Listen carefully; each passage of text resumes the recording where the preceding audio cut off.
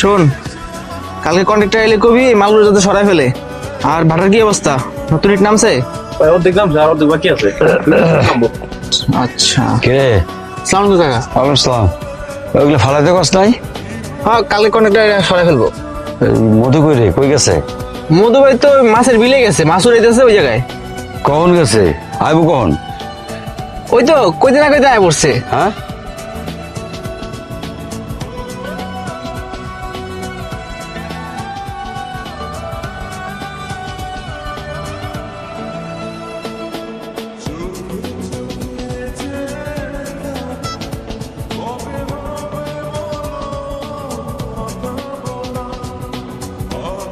কি ব্যাপার, তোমরা সবাই আমার দিকে এভাবে তাকিয়ে আছো কেন? টাকা আছে কি এমনি? হ্যাঁ, আজকে না তোর লেগে পাত্রী দেখতে যাবো, মনে নাই তোর? আর ওই যে পাশের গ্রামের মন্টু হাজির মাইয়া লতা, তার দেখতে যাবো, চল। ভাই, লতা আপা কিন্তু খুব সুন্দর। আব্বা, আমি যাই কি করবো? তুমি যাও, তুমি পছন্দ করো তাহলে হবে, আমার কোনো সমস্যা নেই। সমস্যা আছে, মেলা সমস্যা আছে। বিয়ে করবি তুই আর একলা দেখতে যাবো আমি? ওইসব চলতো না বাবা। তুই দেখবি মায়া সুন্দর কিনা, সুশীল কিনা, তারপরে নম্র ভদ্র কিনা, রান্না বান্না জানে কিনা। আর শোন, ওই বংশ ব্যাপারটা একটু খুঁজিয়ে খুঁজিয়ে জানতে হবে বাবা। তুমি অবশ্য ঠিক কইছো। ঠিক আছে আব্বা, চলো যাইবে। চলো খুলে দেবো, তুই এমনি যাবি মায়া দেখতে? কাপড় বদলা এলো। আরে তোরা দুজন আমার লগে চল, কিছু জিনিসপত্র কিনবো আর ওরা যাবো। আয়, চলো চলো। আমার ভাবতে অবাক লাগতেছে, বাবা এরকম একটা কাজ কিভাবে করতে পারলো? তার একমাত্র মেয়ের কথা চিন্তা না করে গ্রামের একটা উজবুক অশিক্ষিত ছেলের নামে সবকিছু লিখে দিয়ে চলে গেল। তোর বাবা তো জানতো যে তার একমাত্র মেয়ে সে হচ্ছে উড়নচণ্ডী, তাই হয়তো সে ভেবেছিল যে ওই ছেলেটার নামে সব সম্পত্তি লিখে গেলে তুই হয়তো একদিন ওই ছেলেটাকে বিয়ে করবি। বিয়ে? অসম্ভব। ওই গেও ভূতটাকে আমি বিয়ে করবো? আমার তো ইচ্ছে করতেছে ওকে গিয়ে খুন করে আসি। ভাগ্নি, কন্ট্রোল কন্ট্রোল। দুলাভাই যেহেতু বেঁচে নেই, পুরাতন কাসন দেখিতে লাভ আছে, আর সম্পত্তিও তো ওই ছেলের নামে করে দিচ্ছে, তাই না পা? তাই এমন একটা বুদ্ধি করতে হবে যাতে ওই সম্পত্তিটা আবার ফেরত আনা যায়, মানে ছিনিয়ে আনা যায়। কিভাবে?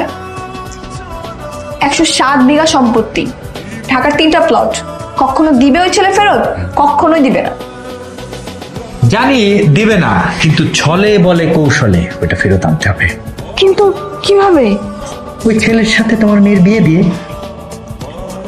কি মামা, তোমার কি মাথা টাথা খারাপ হয়ে গেছে? আমি ওকে বিয়ে করব? আশ্চর্য। আহা ভাগ্নি, টুইস্ট ইধার বাকি হ্যাঁ, তুমি বুঝতেছো না। ওকে বিয়ে করবি ঠিকই, কিন্তু 2 দিনের জন্য। মানে ছেলে তো জানে না যে তোর বাবা ওই ছেলের নামে উইল করে গেছে, এটা কি জানে? জানে তো না। তাহলে এখন একটা কাজ করবি, ওকে বিয়ে করবি, এরপরে ইনিয়ে বিনিয়ে ছলে বলে কৌশলে ওর কাছ থেকে সিগনেচারটা করে দিবি, এরপর একটা কিক মেরে বাসার থেকে বের করে দিবি। হ্যাঁ, তোর মামা ঠিকই বলেছে। তুই ওই ছেলেটাকে বিয়ে কর, তারপরে না হয় সই করে তারপর ছেলেটাকে ছেড়ে দিলেই হবে। ঠিক আছে, কিন্তু বিয়ের পর যদি ও সিগনেচার না করে তখন? আহা, ওই ছেলে তো অশিক্ষিত, ঘুমের মধ্যে ওর কাছ থেকে টিপসই নিয়ে নিবি। সেইটাও যদি না হয়, বিষ খাওয়ায় মাইরা ফেল, মইরা যাক। তারপরে তুই যেহেতু তার স্ত্রী, সকল সম্পত্তি তোর, সমস্যা কি? না না, মেরে ফেলার দরকার নেই, ঘুমের মধ্যে টিপসই নিব, ওটাই ঠিক আছে, সহজ।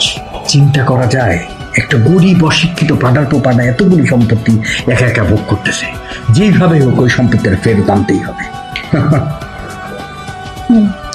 ঠিক আছে, তোমরা তাহলে বিয়ের ব্যবস্থা করো, আমি রাজি।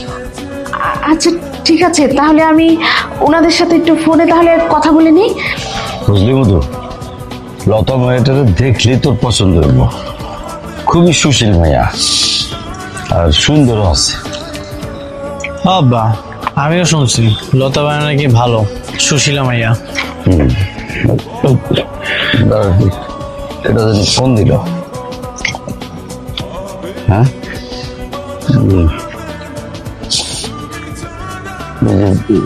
ঢাকার থেকে রেহানা ভাবে ফোন দিয়েছে, কি করে একটু শুনাবেন? হ্যালো। হ্যালো, আসসালামু আলাইকুম ভাইজান। ওয়ালাইকুম আসসালাম। কেমন আছেন ভাইজান? হ্যাঁ ভাবি, ভালো আছি। আপনারা কেমন আছেন? জি, আমরাও সবাই ভালো আছি। তো এতদিন পরে হঠাৎ কি মনে করে ফোন দিলেন? না মানে আপনার সাথে একটা জরুরি কথা ছিল। তো কল না, কল। আপনার বন্ধু মানে আমার স্বামী, তার তো খুব ইচ্ছে ছিল যে আপনার ছেলে মধুর সাথে আমার মেয়ে অহনার বিয়ে দেওয়ার। হ্যাঁ, তা তো ছিল। আপনার বন্ধু তো এখন আর দুনিয়াতে নেই, তাই আমি ভাবছিলাম তার শেষ ইচ্ছেটা পূরণ করতে, অহনা আর মধুর বিয়েটা দিতে। আপনি কি বলেন ভাইজান? না, বলা বলেন কি আছে, আপনার মাইয়া তো রাজি ছিল না। আমি তো প্রস্তাব পাঠাইছিলাম একবার। না না, তখন রাজি ছিল না, কিন্তু এখন রাজি আছে ভাইজান। তো রাজাক চাচার মাইয়া অহন যে বিয়ে করবি? না আব্বা, অসম্ভব। ওই মেয়েটা আমি কোনো সময় বিয়ে করতে পারবো না। আর এইসব শহরের মেয়ে অসামাজিক ঘামানি মাইয়া। আমাকে দরকার লাজুক একটা লজ্জাবতী মাইয়া। এই মেয়েটা আমাদের চলবে না। হ্যালো ভাবি সাহেবা, আমার ছেলে তো আপনার মায়েরা পছন্দ করতেছে না। আপনি বরং অন্য পাত্র দেন। ওরা তো বলছো পছন্দ করে না। কি দেখি, আমার কাছে ফোনটা দাও। পছন্দ নয় বললেই হলো নাকি? আরে আমাদের মেয়ে হচ্ছে লাখে একটা। এইরকম মেয়ে তো আপনার সৌভাগ্যের ব্যাপার। আমরা যে বিয়ে রাজি হয়েছি এটাই তো অনেক বড় বিষয়। আপনার কাজ করেন, আপনি শুধুমাত্র ঢাকায় চলে আসেন, মেয়েকে দেখেন, তারপর পছন্দ হলে বিয়ের সবকিছু করেন। মানে আপনার বন্ধু মানে আমার দুলাভাইয়ের ইচ্ছা, এটা একটু পূরণ করবেন না? আপনি কি চান না যে আপনার বন্ধুর আত্মা শান্তি পাক? না, সেটা তো চাই, কিন্তু হুটহাট করে কইলে তো আর মেয়ে দেখতে যাওয়া যায় না। মেয়ের তো আমার ছেলের পছন্দ হইতে হবে।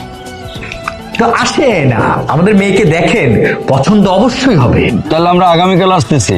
শোনেন, পাত্রী দেখা পাত্রীর মতো করে দেখবো, তারপরে যদি সবকিছু ঠিকঠাক থাকে তাহলে সম্মতি দিব, নাহলে না।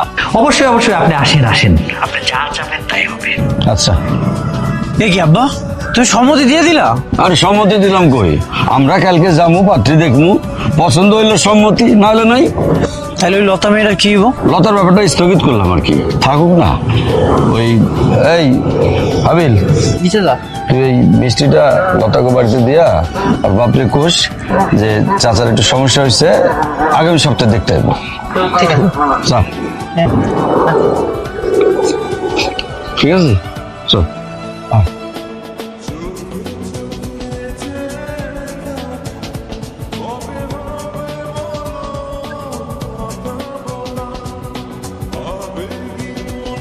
কে আপনারা? এরকম মাছ, তরকারি, মুরগি এগুলো নিয়ে আসছেন কেন? আমাদের এসব লাগবে না, চলে যান। মেয়ে কি বলে রে? এই কে তুমি? আমি অহনা। তুমিও হো না? হ্যাঁ। আস্তাগফিরুল্লাহ। আব্বা, তুমি এই মেয়ের সাথে আমার বিয়ে ঠিক করছো? এবার তো কিছু ঠিক নাই। আবার ছেঁড়া প্যান্ট পরছে, গেঞ্জি পরছে। না না না, এই মেয়েকে আমার পছন্দ হয়নি। ভাই, এত তামো গ্রামে লতাই সুন্দর। মামা, এই মামা। কি হয়েছে রে মা, কি হয়েছে? আরে আপনারা চলে এসেছেন, আসেন বসেন। আরে রাখেন আপনার বসা বসে, আমরা এখানে পাত্রী দেখতে আসছি, কোনো সার্কাসের জোকার না। আর কিসব প্যান্ট গেঞ্জি পরছে, এমন মেয়ে তো আমার বাপের জন্য দেখি নাই। হ্যাঁ চলে যান, আপনাদের না পাত্র দেখতেও হবে না। আপনার মতো এরকম খ্যাত লাউ কুমড়ালা পাত্র আমিও জীবনে দেখি নাই। পাত্র দেখতে আসলে এরকম মাছ মাংস মুরগি নিয়ে আসে কেউ? খ্যাত কোথাকার। আব্বা দেখছো, আবার আমাদের মুখের সামনে আমাদেরকে অপমান করতেছে। এই বিয়ে ক্যান্সেল, চলো। হ্যাঁ চল, আশাটাই বলুন। চল বাবা, ভাইজান, কোটি টাকা সম্পদ চলে যাইতেছে। এই কয়টা দিন তোর ইগোটার একটু কন্ট্রোল কর, নাইলে আমরা একদম পথে বসা লাগবো, ভিক্ষা করা লাগবো। মা গো, 2 টাকা ভিক্ষা করবো মা, এটা আমি কোনোদিন পারবো না। শোন, একটা কাজ কর, তুই যাই বাঙালি নববধূ রূপে সাজান, আমি ম্যানেজ করতেছি। যা, এই ভাইজান। সপ্তাহ বচ্চ। চল, 1 মিনিট থাকুন না। ওই কি ভাইজান কই যাচ্ছেন? একটু দাঁড়ান না প্লিজ। কি দাঁড়াবো কেন? কে লাগে? কোনো কাম নাই, মায়া দেখে শেষ। মায়া আমার পোলার পছন্দ হয় নাই, বাস টাটা, বাই বাই, চল। একটু আমার কথা শোনেন। আপনারা তো ওই মেয়ে দেখেনি নাই। হ্যাঁ, আপনারা যে এত সকালে আসবেন এটা তো আমাদের জানাই ছিল না। আর একটা মেয়ে তো রেডি হতে একটু সময় লাগে, তাই না? রেডি করে কি লাভ? আমরা তো আসল রূপ দেখে ফেলেছি। এই মেয়ে দিয়ে আমাদের হবে না, আমাদের লাজুক লজ্জাবোধী একটা মেয়ে দরকার। এবার তো ঘামান্ডি মেয়ে, এই মেয়ে দিয়ে আমাদের হবে না। বাবা চলো তো। দেখো বাবা, হাজার হলে তোমার বাবার বন্ধুর মেয়ে, একটু তো স্যাক্রিফাইস করো, এভাবে চলে যেও না। আমার ভাগ্নি কিন্তু অনেক ভালো মেয়ে। মুখে ভালো করে দেবো না, ভালো প্রমাণ দেখাতে হইব। আরে পাত্রী হইব পাত্রীর মতন।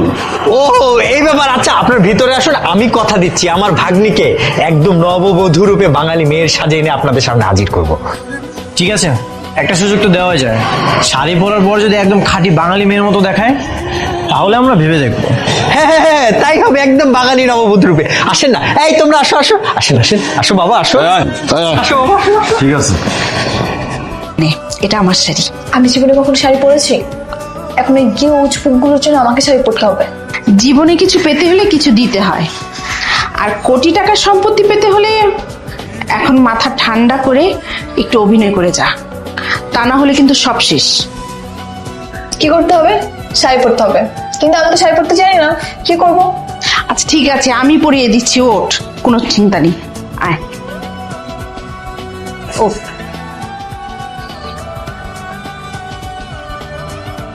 চিন্তা করেন না, চলে আসবে। কি ব্যাপার, আপনারা এইভাবে খালি মুখে বসে আছেন? নেন না, কিছু খান না।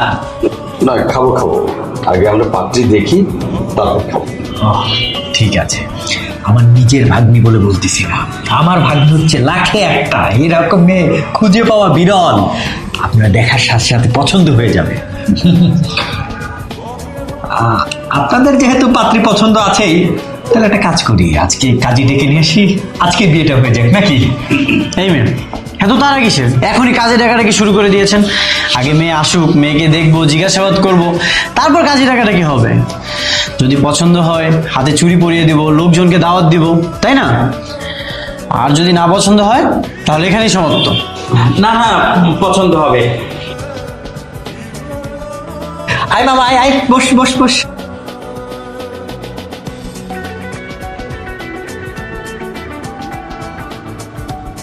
বসো মা। দেখি, মেয়ে তো আমার আব্বারে সালামই দিল না। ভাগ্নি, সবাইকে একটা জোরে সালাম দাও তো। আসসালামু আলাইকুম। ওয়ালাইকুম আসসালাম। আচ্ছা, এখন আপনাদের যা যা প্রশ্ন আছে জিজ্ঞেস করেন। ঠিক আছে। আচ্ছা মা, বলো তো তোমার পুরো নামটা কি? আতিয়া জাহান অহনা। মাশাআল্লাহ, খুব সুন্দর নাম। তার লেখাপড়া কত করছো? আব্বা লেখাপড়াতে কি হবো? বিয়ার পর কি চাকরি করবো নাকি? জিজ্ঞাসা করে রান্না বান্না জানে নাকি? সেটাই তো কাজে লাগবে। কেন? আমি কি আপনার বাসায় কাজের বুয়া হয়ে যাব নাকি যে রান্না বান্না করতে হবে? অবশ্যই, তুমি তো আমাদের বাড়িতে গৃহবধূ হয়ে যাবে। সেখানে গিয়ে তোমাকে রান্না বান্না করতে হবে, সবাইকে রান্না বান্না করে আপ্যায়ন করতে হবে, তারপর পুকুর থেকে পানি আনতে হবে, গরুর জন্য খাবার আনতে হবে, উঠান ঝাড়ু দিতে হবে। একটা গ্রামের গৃহবধূ যা যা করে ঠিক তাই তোমাকে করতে হবে।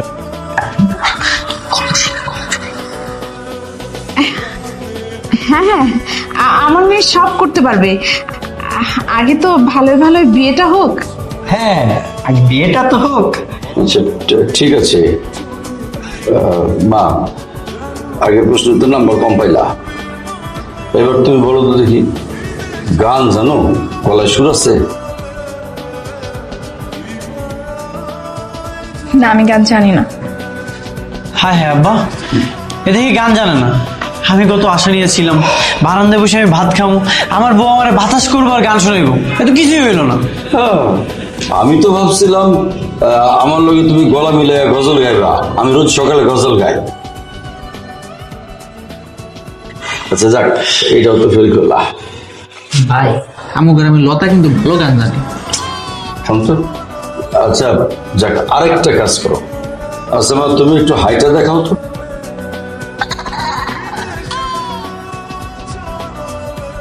হাঁটতে কেন হবে? হেঁটে দেখাও, না হলে বুঝবো কেমন তোমার উচ্চতা কেমন, তুমি ঠিকঠাক মতো হাঁটতে পারো কিনা। যাও একটু হেঁটে দেখাও। যাও যাও, হ্যাঁ হাঁটো। মামা, একটু সবাইকে হেঁটে দেখাতো।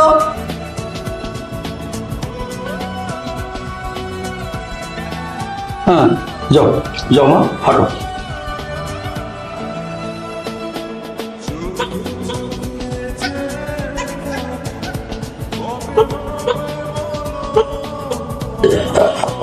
হ্যাঁ হ্যাঁ, হাঁটা চলা ঠিক আছে, বসো। বাবা, হাঁটা তো ঠিকঠাক মতো আছে না? আবিল, তোর কিছু জিজ্ঞাসা করার আছে? তাহলে জিজ্ঞাসা কর। আচ্ছা বলেন তো ভাবি, জলে চলে না ছোঁয়ে পানি, জলে তার অর্ধেকখানি, সেই জিনিসটা কি?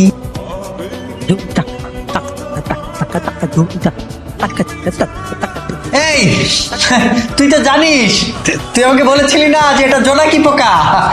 দেখছেন লাজুক মেয়ে, লজ্জায় বলতে পারতেছে না, অনেক